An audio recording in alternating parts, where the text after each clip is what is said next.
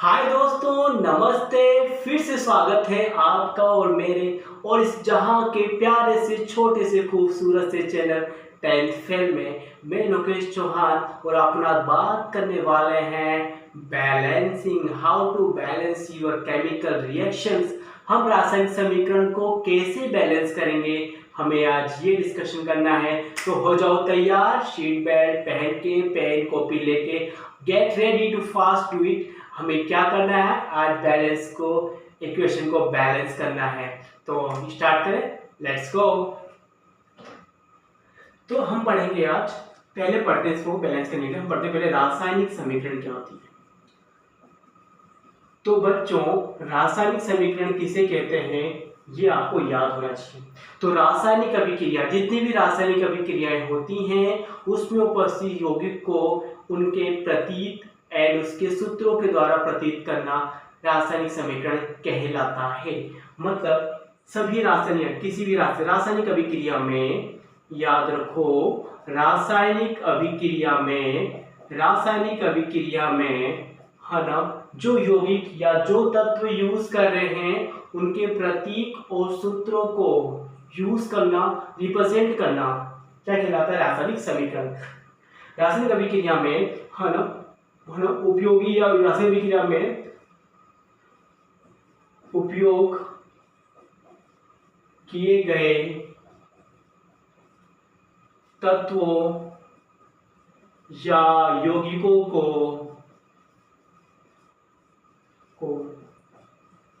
उनके प्रतीकों, फर्स्ट प्रतीक, वो सूत्रों के द्वारा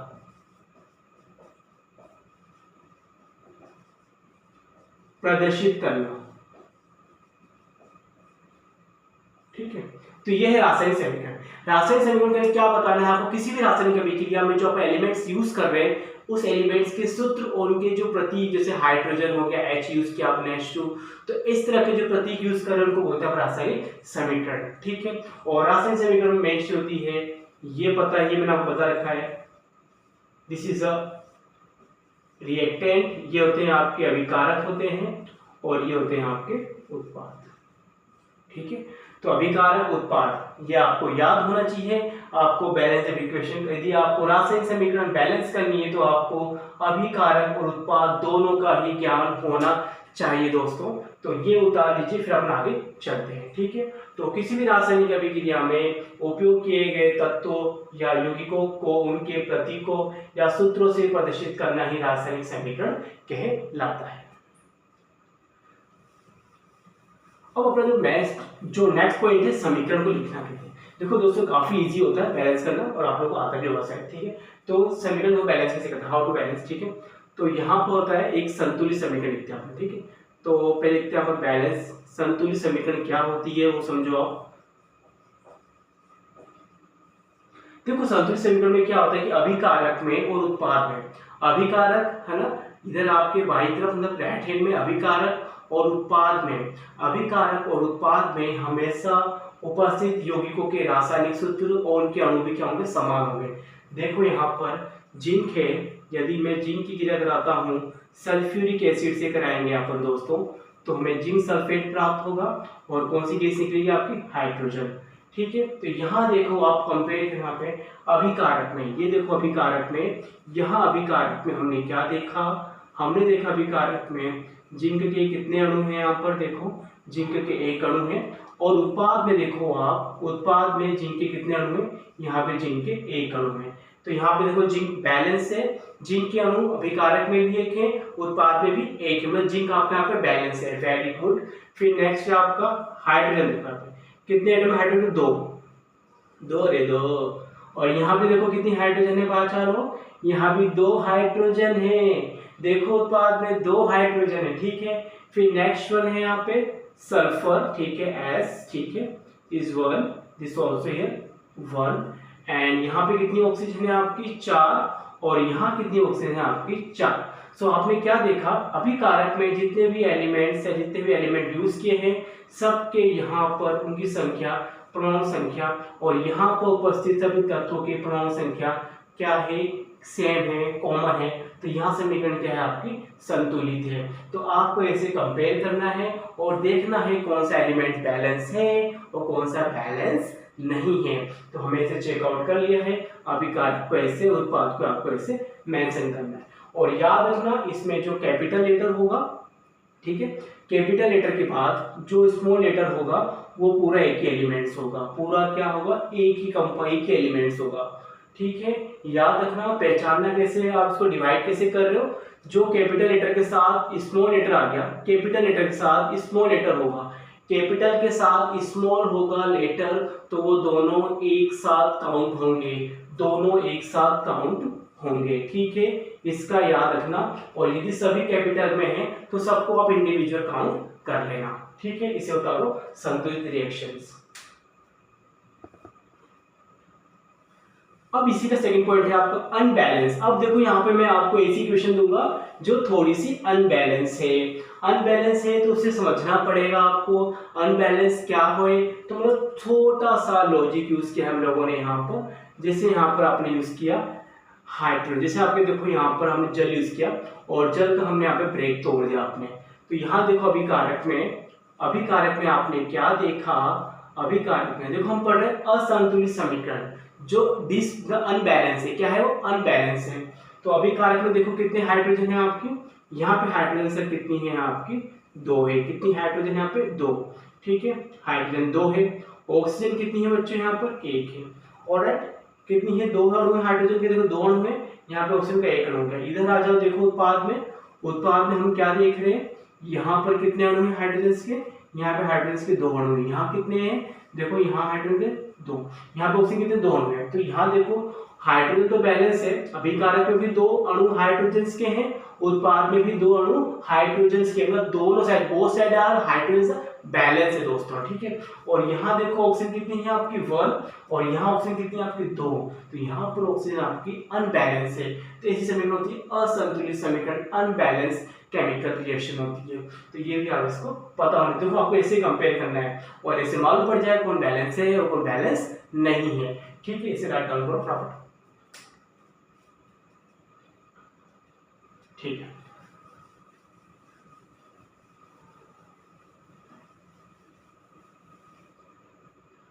देखो आपको शॉर्ट लगे, जो भी रासायनिक अभिक्रिया को बैलेंस करते हैं तो रासायनिक अभिक्रिया में याद रखना द्रव्यमान हमेशा क्या होगा, संरक्षित रहेगा। अभिकारक में द्रव्यमान होगा वही द्रव्यमान आपके उत्पाद में भी होगा, मतलब द्रव्यमान में कोई परिवर्तन नहीं होता। ये बात याद रखना कि रासायनिक अभिक्रिया में दोस्तों याद रखना, रासायनिक अभिक्रिया में हमेशा द्रव्यमान क्या रहेगा, संरक्षित रहेगा, कांस्टेंट रहेगा, ठीक है।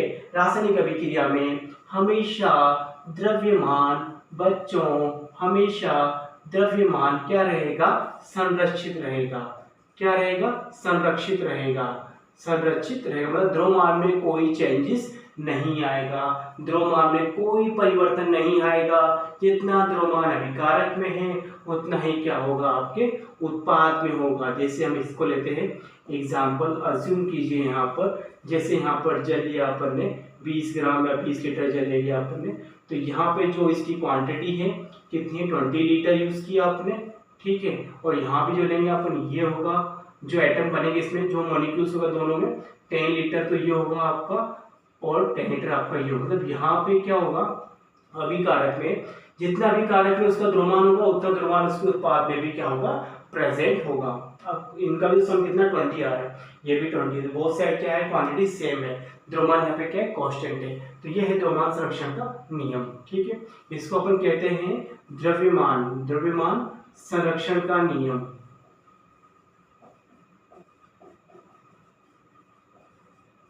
ठीक है। बात चलो, ये तो आपको याद होना चाहिए, ठीक है। और नेक्स्ट पॉइंट ये हो गया आपके। अब रासायनिक समीकरण लिख लिया आपने, ठीक है। अब आगे चलते हैं, थोड़ा सा अपन देखते हैं क्या है।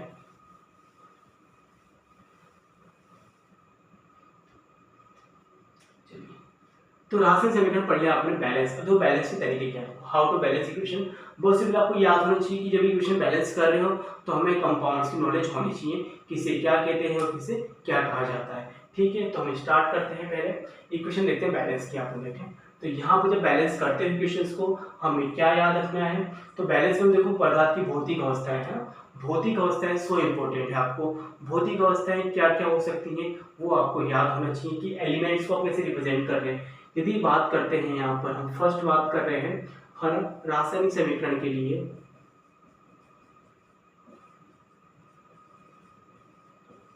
कुछ महत्वपूर्ण भौतिक अवस्था, ठीक है।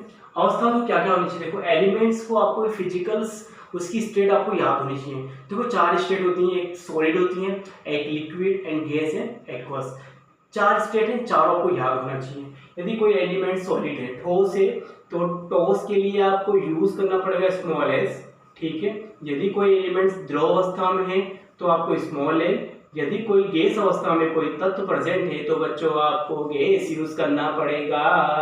और यदि कोई जली विलयन है जहां पर कोई भी कंपाउंड जली विलयन के साथ मिलकर अपना विलयन बनाता है उसे बोलते हैं अपन एक्वस। एक्वस मतलब जैसे किसी भी चीज को आपने पानी में घोल दिया, किसी भी खनिज लवण को या किसी भी पदार्थ को आपने पानी में घोला तो पानी में घुलना है उसका क्या कहलाता है, एक्वस कहलाता है। और लिक्विड अपन इसका द्रव है, यहाँ पर पानी की बात कर रहे हैं, ओनली यहाँ पर सिर्फ पानी रहेगा तो वो द्रव काउंट होगा। और एक्वस में क्या होगा, आपके जल विलयन में क्या होगा कि अपन ने एलिमेंट्स को, उस यौगिक को, उस कंपाउंड को हमने जल में डालते हो वो एक्वस फॉर्म में हो जाएगा। और जब वो जल था तो क्या था, लिक्विड था आपका। तो ये 4 अवस्थाएं आपको याद होनी चाहिए।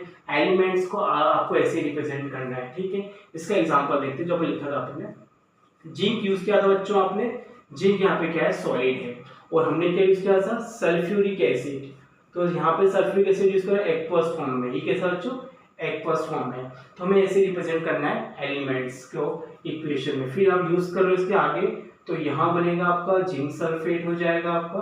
तो ये किस फॉर्म में रहेगा बच्चों, ये रहेगा, ये भी आपका एक्वस फॉर्म में रहेगा। और कौन सी गैस निकल रही, हाइड्रोजन। तो आपको इस तरह से रिप्रेजेंट करना है इक्वेशंस को, ठीक है। उतार लीजिए बराबर,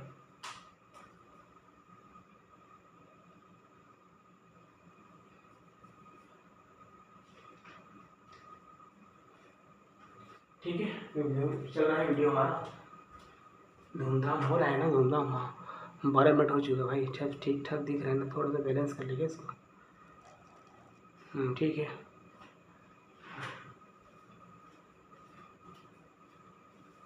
तो ये अब देखो रासायनिक अभिक्रिया में क्या लिखना है आपको, ठीक। सेकंड पॉइंट, देखो जब रिएक्शंस होती है इसमें ऊष्मा निकलती, क्या निकलती है, ऊष्मा निकल भी रही है और उसमें एब्जॉर्ब हो रही है। तो हमें लिखना कैसे, कुछ ही बात है, जब भी रासायनिक अभिक्रिया लिखते हो आप तो रासायनिक समीकरण में क्या होता है, देखो यहाँ पे क्या होता है, ऊष्मा का निष्कासन होता है। ऊष्मा क्या होती है, निकल रही, ऊष्मा का निकलना होता है, ठीक है। और ये क्या होता है रासायनिक समीकरण में, कई बार ऊष्मा क्या होती है आपकी, एब्जॉर्ब होती है। ऊष्मा क्या होती है आपकी, ग्रहण की जाती है एलिमेंट्स के द्वारा।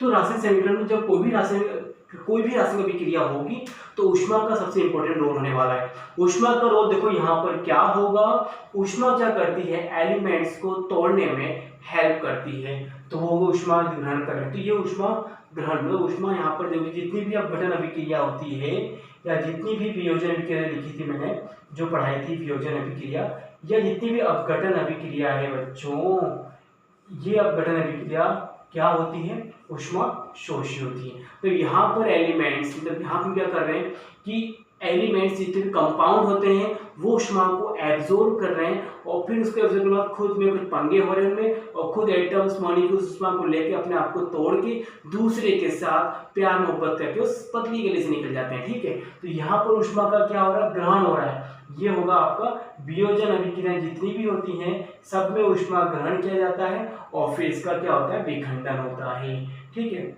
ऊष्मा का ग्रहण इसको बोलते हैं कौन सी अभिक्रिया, ऊष्मा शोषी अभिक्रिया। कौन सी अभिक्रिया, ऊष्मा शोषी अभिक्रिया, ठीक है। ऊष्मा शोषी अभिक्रिया किसे कहते हैं, वह अभिक्रिया जिसमें ऊष्मा का क्या होता है, ग्रहण की जाती है, उसे ऊष्मा शोषी अभिक्रिया कहते हैं। सभी वियोजन अभिक्रिया या अपघटन अभिक्रिया क्या होती है, ऊष्मा शोषी अभिक्रिया होती है, ठीक है। तो यहाँ पर इसके एग्जाम्पल एक और है, प्रकाश का संश्लेषण जो प्रकाश का संश्लेषण होता है, प्रकाश का संश्लेषण भी यहाँ पे क्या है, ऊष्माशोषी का ही एक एग्जाम्पल है। तो ये याद रखना, जितने भी ऊष्माशोषी हो, जितनी भी वियोजन अभिक्रियाएं होती हैं, चाहे वो ऊष्मा के द्वारा हो, चाहे वो आपके धारा करंट के द्वारा हो, चाहे वो प्रकाश के द्वारा हो, सब में ऊष्मा क्या होती है, एब्जॉर्ब किया जाता है आपको। ठीक है, ये हो गया। तो ऊष्माशोषी अभिक्रिया क्या होगी बच्चों?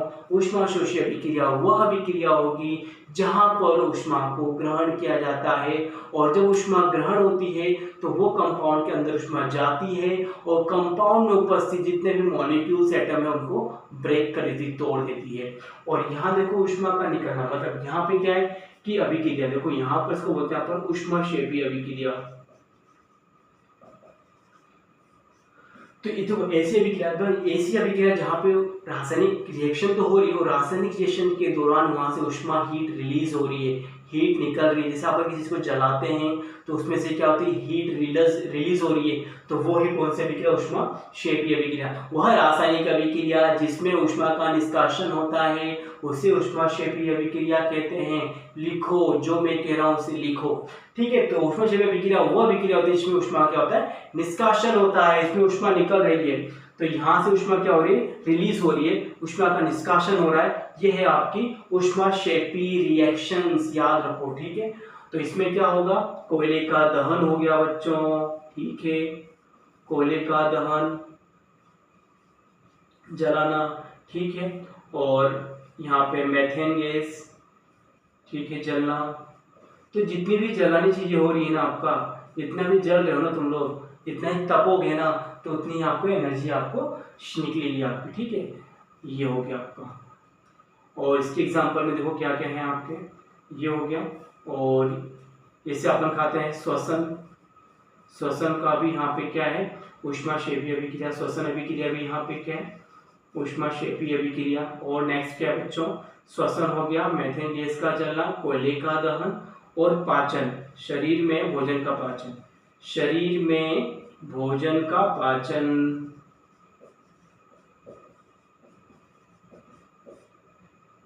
शरीर में भोजन का पाचन। तो ये एग्जाम्पल लिख दिए मैंने सबके ऊष्माक्षेपी की। ये है ऊष्माशोषी अभिक्रिया की। एग्जाम में न्यू टाइप में क्वेश्चन मिलेंगे आपको यहाँ से, श्वसन अभिक्रिया, श्वसन अभिक्रिया कौन सी अभिक्रिया से संबंधित है, तो ऊष्माक्षेपी से।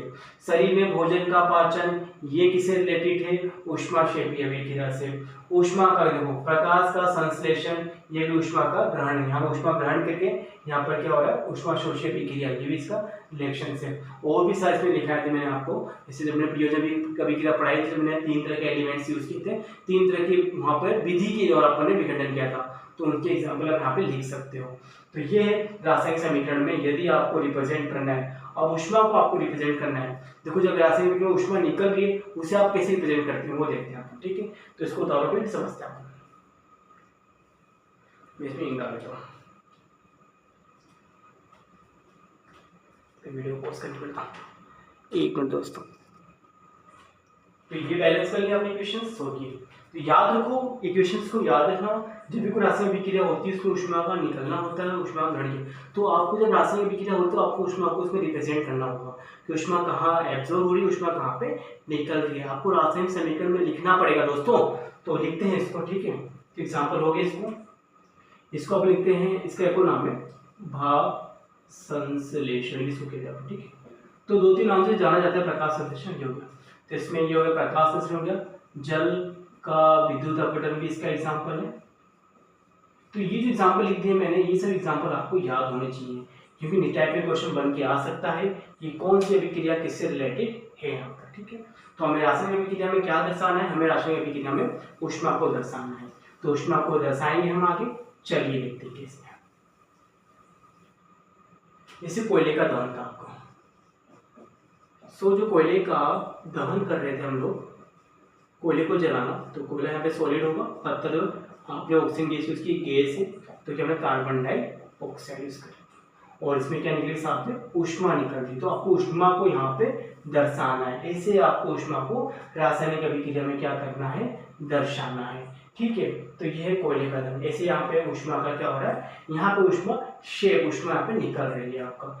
और एक और एग्जाम्पल था आपका जिसमें क्या था आपका शोषी का, ये तो हो गया शेपी का एग्जाम्पल। अब देखो उष्मा शोषी का एग्जाम्पल एक समझते हैं। जैसे नाइट्रोजन है, गैस यूज किया आपने, ऑक्सीजन यूज किया आपने गैस के फॉर्म में, और हमने यूज की उष्मा। ठीक है, हमने नाइट्रोजन ऑक्सीजन को उष्मा दी, तो हम क्या लिख रहे हैं यहाँ पर नाइट्रोजन मोनोऑक्साइड। ठीक है, क्या मिल रहा है आपको नाइट्रोजन, ये भी गैस फॉर्म में होगा बच्चों, नाइट्रोजन मोनोऑक्साइड। क्या है नाइट्रोजन मोनोऑक्साइड। तो यहां देखा हमने कि यहाँ पर भी उष्मा क्या हो रही है शोषी उष्मा, यहाँ पर क्या किया जा रहा है शोषण, उष्मा को एब्जॉर्ब किया जा रहा है। तो रासायनिक अभिक्रिया में आपको इस तरह से उष्मा को भी रिप्रेजेंट करना पड़ेगा। ठीक है, चलते हैं आगे। और कई बार उष्मा को अपन डेल्टा से ऐसे भी रिप्रेजेंट करते हैं क्वेश्चन के ऊपर। यदि आप उष्मा से कोई रिएक्शंस को कंप्लीट कर रहे हो तो वी आर यूजिंग, जैसे यहाँ पर उष्मा दे रहे हो आप एलिमेंट्स को, तो यू कैन राइट दिस। आप इसको ऐसे भी कर सकते हो, यहाँ पर उष्मा का ये ट्रायंगल, ये जो दिख रहा है आपको यहाँ पे इस टाइप में डेल्टा, इस तरह डेल्टा यूज करके अपन उष्मा को भी अपन दर्शाते हैं, उष्मा को रिप्रेजेंट करता है कि जो अभिक्रिया हो रही है उसमें आपने उष्मा दी है। ठीक है,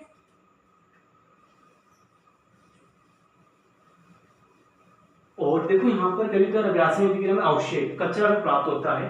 तो यहाँ पे जो कचरा होगा आपका अविलेय पदार्थ होगा आपका, तो यहाँ पर अविलेय पदार्थ को हम बोलते हैं पीपीटी।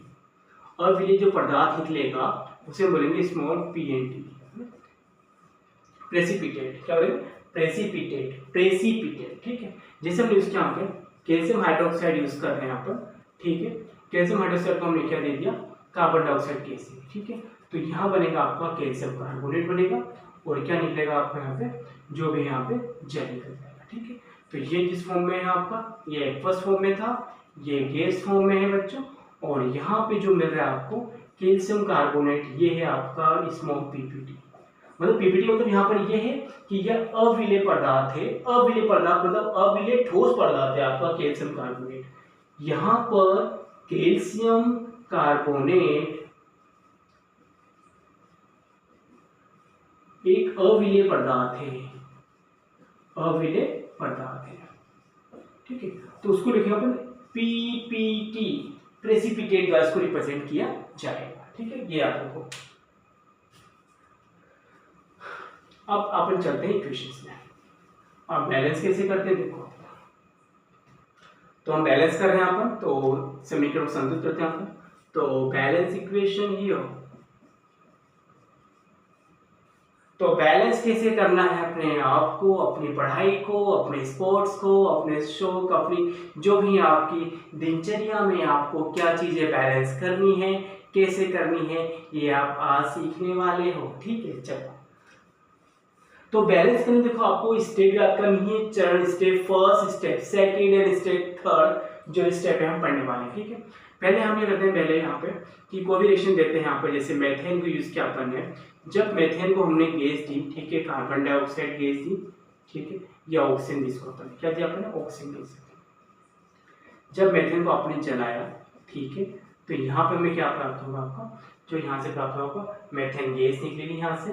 ठीक है, और इसके बाद हमें क्या प्राप्त होगा कार्बन डाइऑक्साइड निकलेगा। ठीक है, या मेथेन या कार्बन कुछ भी यूज करते हैं अपन, जैसे यहाँ कार्बन यूज करो, कार्बन थोड़ा सा इजी पड़ेगा आपको, कार्बन को जला पाए, तो यहाँ क्या मिलेगा आपको कार्बन डाई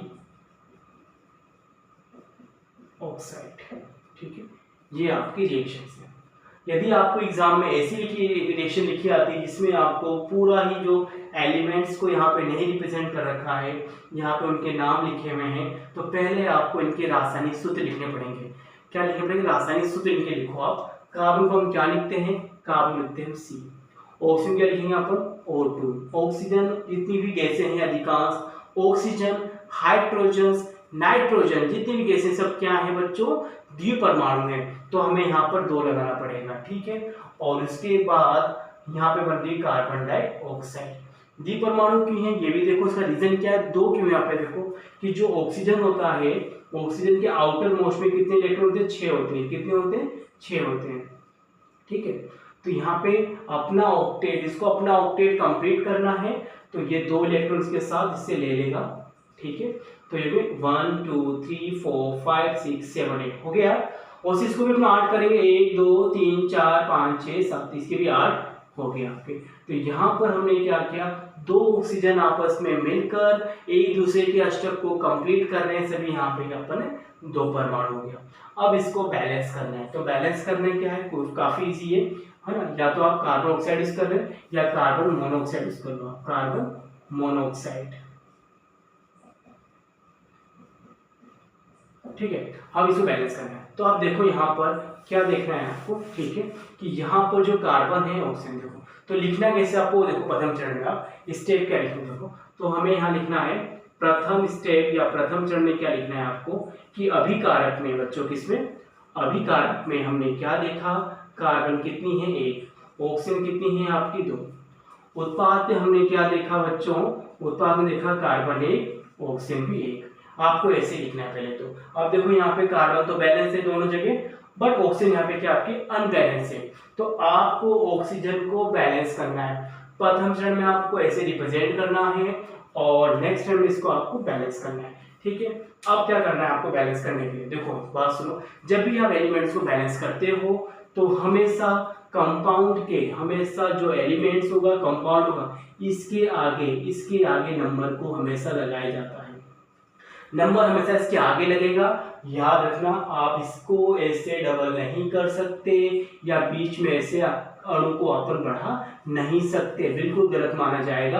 आपको हमेशा उसके आगे, कंपाउंड के आगे आपको रखकर इस नंबर को यहाँ पे रख के या यहाँ पे रख के आपको उसको घटाया या उसको बढ़ाया जाता है, बैलेंस करते हैं अपन। तो हमेशा कंपाउंड के एलिमेंट्स के आगे रखा जाता है, ठीक है।